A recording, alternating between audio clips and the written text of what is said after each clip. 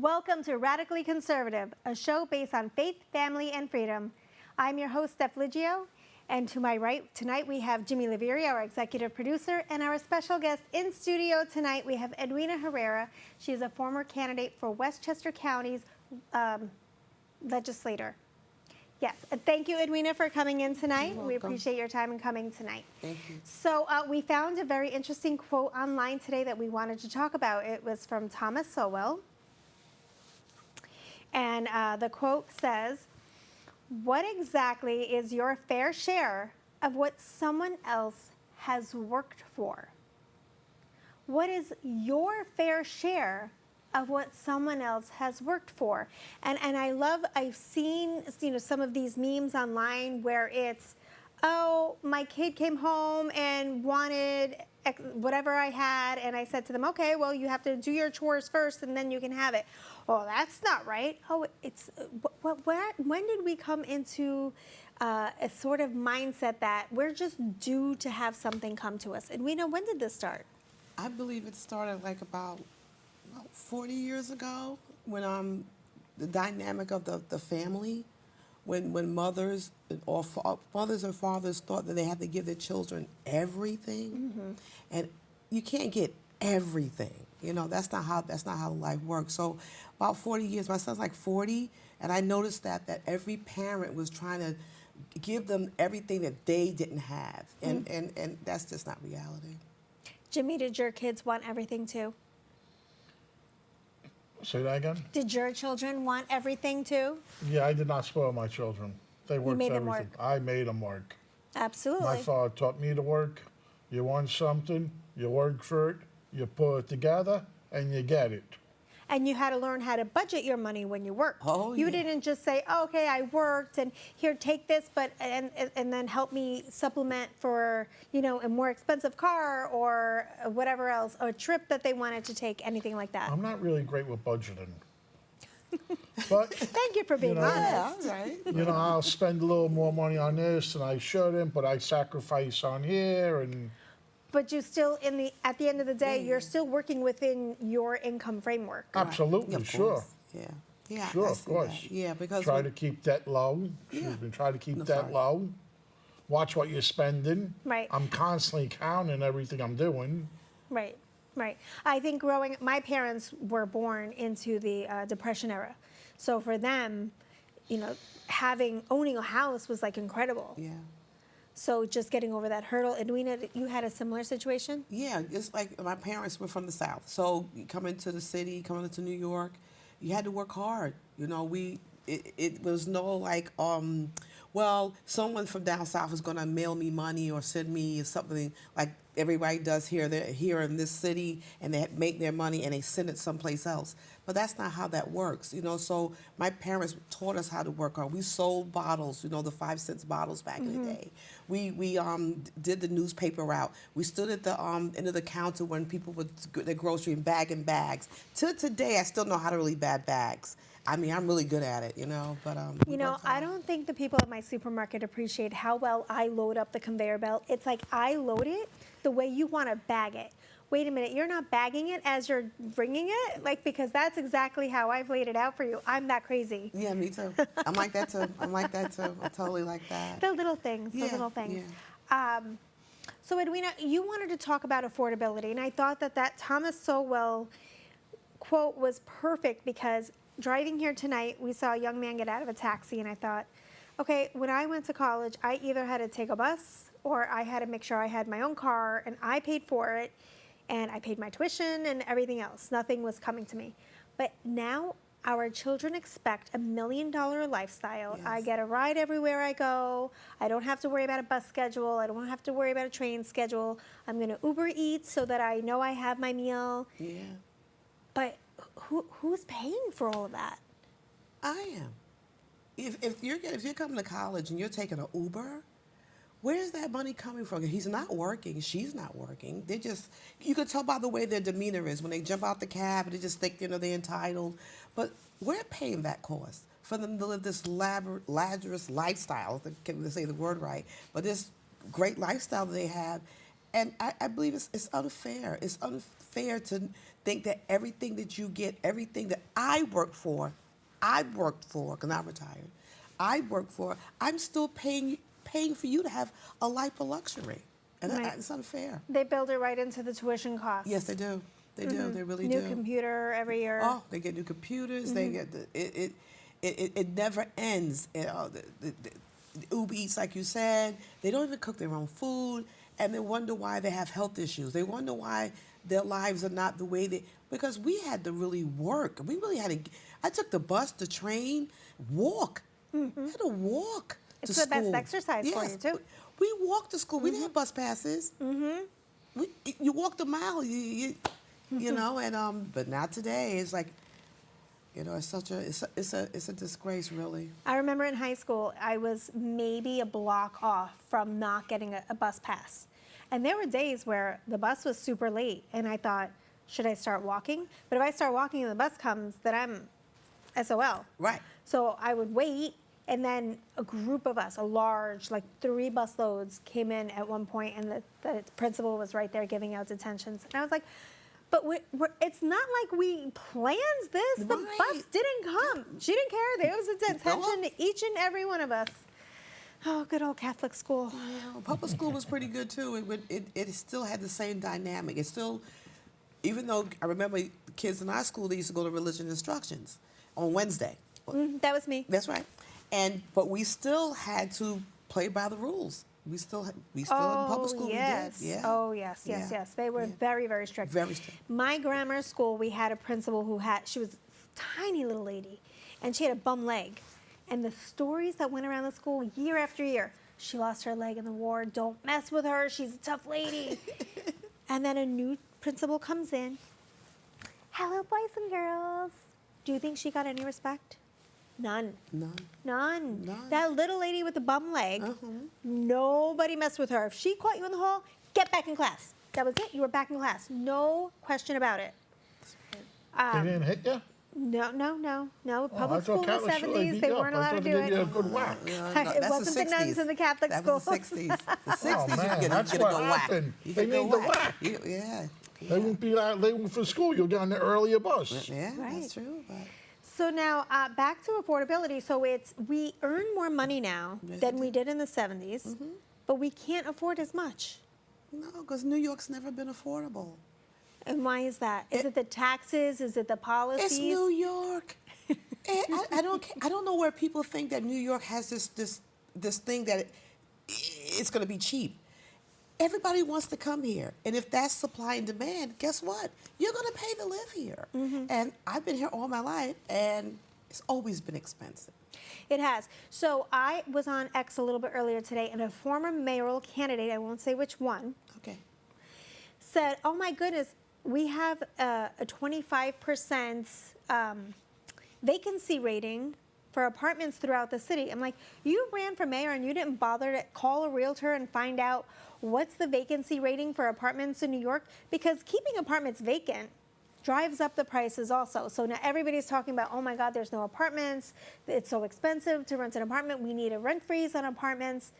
But a simple little issue, supply and demand, like you spoke about, keeping back the supply, which post-COVID, landlords who weren't getting rent because the government put a moratorium on paying rent, which I don't think they have an ability in the Constitution to do that, but they did, and people let them get away with it. Yes. So where is it, Edwinna? Where can we find that balance where landlords can rent their apartments because they can feel like no one else is going to put a moratorium on rent, so they're comfortable renting, and that where do we end up how can we bring the prices back down? Wow, that's great. That's a great question. How are we going to bring the prices down? It has to be some programs don't really work, and that's I think what drives New York is like everybody wants to be in a program, but I think it's called go to work. You need to go to work, and if you only got one job and that's not, you need to get two. And if your child if you really don't want your child to go to public school or whatever, then you got to look a little bit harder to send them to private school. It's all about work. I believe. What do you think, Jimmy? I think it's all about work. People don't want to work. Yeah. People are so you send someone free. If you give something away free, why should I work for it if you're going to give it to me for free? Right. Simple. Yeah. Work. You know, the government became Yeah. Daddy. hand is taken from you and given it to this person. Vote for me. I'm taking from you. I'll give you this here food. Yeah. Hey, I'm going to take from you. Vote for me. Come on, come on. Yeah. Well, I And need people don't some care. food. But I need some food. I'm paying into the Somebody system. has to work and pay the bills. Oh, but I can't get like $16 in food stamps. That's all What's they want to that? give me. How much? Food stamps, $16. Now, mind you, I paid in the system. Yeah, I'm and sure. all I can get is $16. Right. No, it's supposed to be more. You should abolish all these programs. I'm with you. If you can't afford to have kids, don't have them. Well, Put them to work. I would eliminate public education. You can't afford to put your kid in school for 5 days? Put your kid in school for 3 days, maybe 2 days. Come to work with me. You know, we Well- keep having this feel bad, feelings. I want to give my kids more than I got. No. no. And it'll be never enough. Things I have to be earned, not given. Right, has to be Once earned. it's earned, they got to take care of it. Right. You were saying about the food stamps. I know people that have food stamps. They get crab legs. They know I'm talking, so they got to listen to this. They get steaks. Yeah. They live high on a hug. How about the families of people that are, oh, look at all the chips and Of chocolate. course, it's great. One lady's grandmother got extra money put on in error. So but that's Spend got to it. get called back. But here she is bouncing on a Spend it. couple of boxes Yeah. of chips and chocolates. Hello? I don't want to pay for chips and chocolate. You want money off of my tax dollars, you're going to be eating vegetables and fruits and lean meats. Right. You know, I don't mind if you have taco night, go for it. Right. It's fun. Right. I appreciate that, but tacos are good for you. Yes, if they you're really putting are. the right ingredients inside. They really are good for you. And listen, I like a little piece of chocolate after dinner. I don't need to eat it every day. And quite honestly, what every doctor says is moderation. Everything in moderation. Right. You can't be eating 2 and 3 bags of chips a day. A day, I'm saying. All right, fine. You have a little bag of chips in between. You're running around. Okay, fine. Hold you over. But you need to have a meal. And there's a lack of having a meal, cooking. having a family meal. Right. That's not happening. That's not I like to do a little quiz, like how conservative are you? Are you radically conservative? Do you believe, Edwina, in having family dinner? Of course. And you're from the South. You're from Yeah, the we're South. from the South. So you have a tradition of Yes, the we do. collard Let's still do it. greens Yeah, and, collard, and the, yeah, all that good stuff, and it's healthy, then it's unhealthy, to a point. You know, you can't have fried chicken every night. So do we make a law that we have to have no, this? can't do it through a law. There's no room in our That's the constitution whole for that. thing. No, People no, are no, going no, to no. live their lives. Right. But Now, all these programs are totally ridiculous. They'll take from you and give it to that person. You know, again, if you can't afford to feed your kids, shame on you as a human being. well, you Well, know, we go listen, through we all that. have hard times. We all right. It's like, you know, Hard times make the strong depression, they people. were still having children. So we all know that children are expensive. They're never be unexpensive. But we when we get them and then we get assistance, we just got, look, I was getting food stamps back in the day. I went to Western Beef and bought collard greens and turnip greens and ham and all the foods that my sons and them had like maybe one little box of potato chips. And I cooked every night. And even though I was still working, I still cooked. They had a meal. Right. And it was hard. I understand it. But it's got to be some way that you're going to get all this money from me. No, you're not going to get all this money from me and not be accountable for it. Be accountable for it. There's got to be a way that we can restructure the benefits.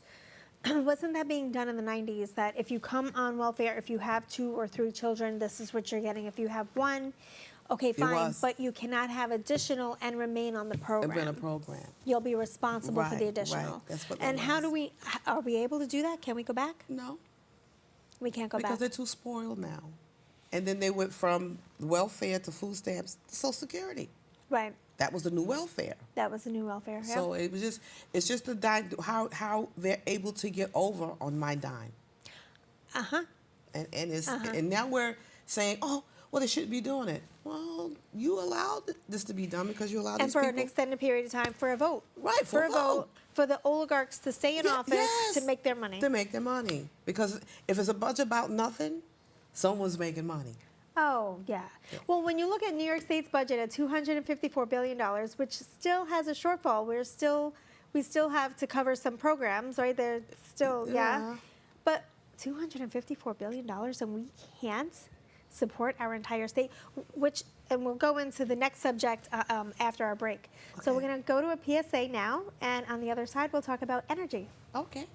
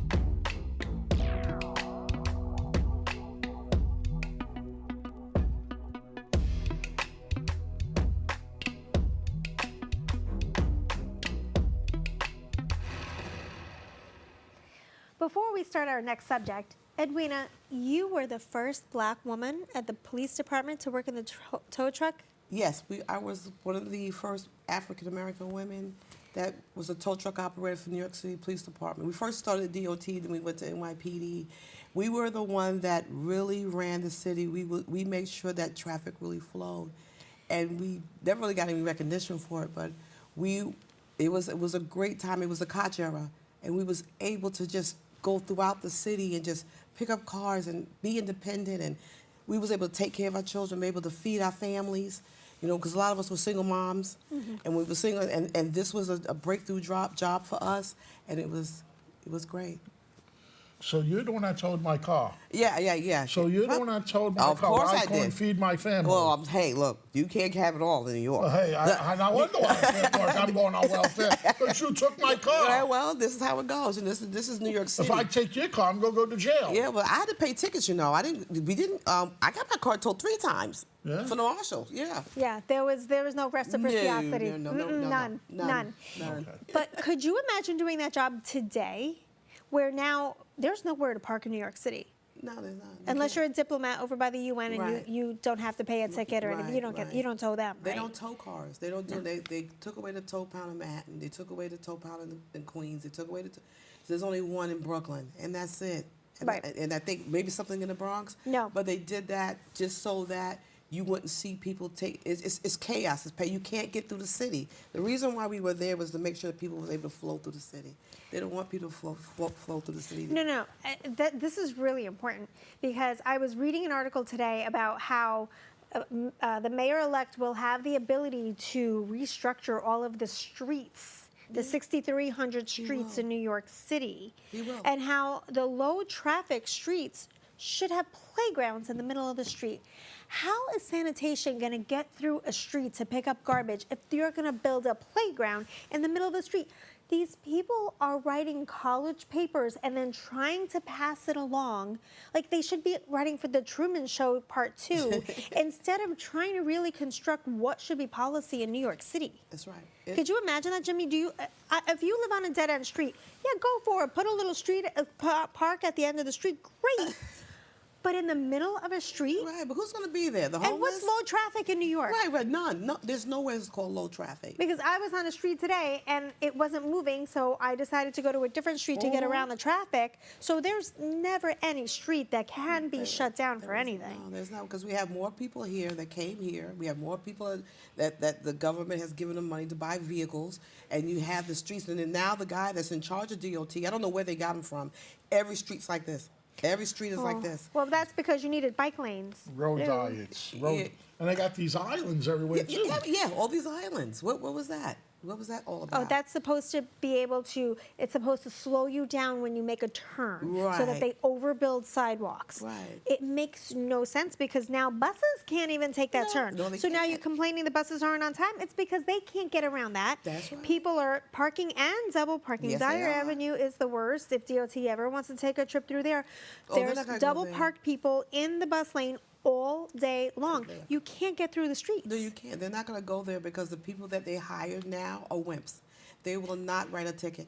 They're too. See, when we were there, we was from a different school, right, Jimmy? We was from that. I always get tickets. No, but I'm saying Now they got the had gun. They examine you with the gun. We had a different way how we Before they had approached to write the people. ticket. Right, we had to write it, but when you Now you zap it. But when I stand there and wrote a ticket, even if I wrote one, I'm not taking no mess from you.